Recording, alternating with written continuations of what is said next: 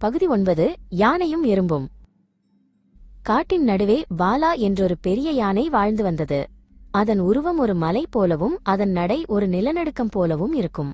அதன் வலிமையைக் கண்டு மற்ற விலங்குகள் எப்போதும் ஒருவித பயத்துடனேயே அதை அணுகின. ஆனால் பாலாவுக்கு ஒரு கெட்ட பழக்கம் இருந்தது. அது தன்னைவிட சிறிய உயிர்களை பார்த்தால் எப்போதும் ஏளனமாக பேசி தன் பலத்தை காட்டி மிரட்டும்.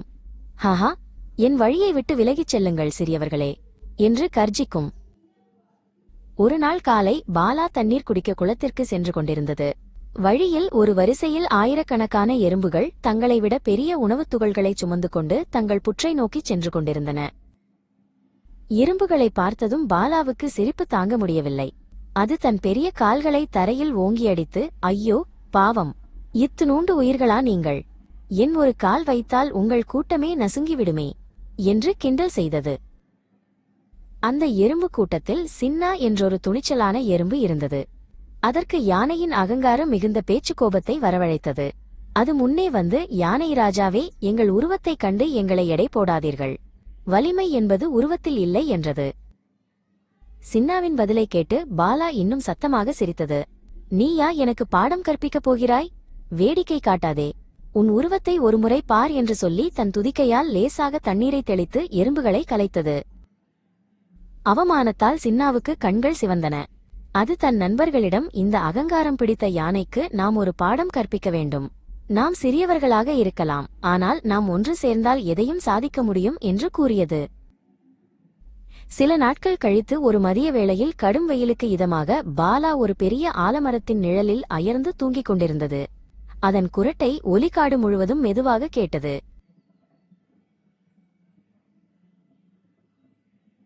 இதுதான் சரியான தருணம் என்று முடிவு செய்த சின்னா சத்தமில்லாமல் பாலாவிடம் சென்றது. மெதுவாக அதன் பெரிய துதிக்கையின் மீது ஏறி அதன் காதை நோக்கி பயணம் செய்தது. யாருக்கும் தெரியாமல் அது யானையின் காதுக்குள் நுழைந்தது.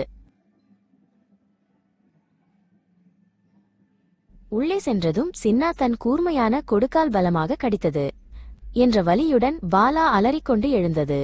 அதற்கு என்ன நடக்கிறது என்றே புரியவில்லை. காதுக்குள் ஏதோ குடைவது போல ஒரு தாங்க முடியாத வலி. பாலா வலியால் துடித்தது. அது தன் தலையை மரத்தில் மோதியது. துதிக்கையால் காதையாட்டி பார்த்தது. ஆனால் வலி குறைந்தபாடில்லை.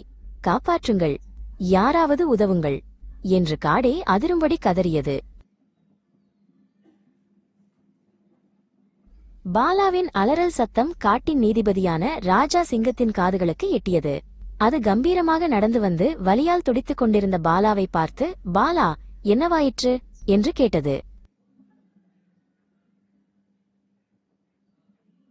சிங்கத்தின் குரலை கேட்டதும் சின்னா மெதுவாக யானையின் காதிலிருந்து வெளியே வந்தது. அது ராஜாவின் முன் நின்று, நீதிபதியே, நான் தான் இதற்கு காரணம். இந்த யானை எங்களை இகழ்ந்து வந்தது. சிறியவர்களாலும் பாடம் கற்பிக்க முடியும் என்பதை காட்டவே இதை செய்தேன் என்றது. ராஜா பாலாவை நோக்கி திரும்பி, பாலா, உன் அகங்காரம் உனக்கு ஒரு பாடம் கற்பித்திருக்கிறது.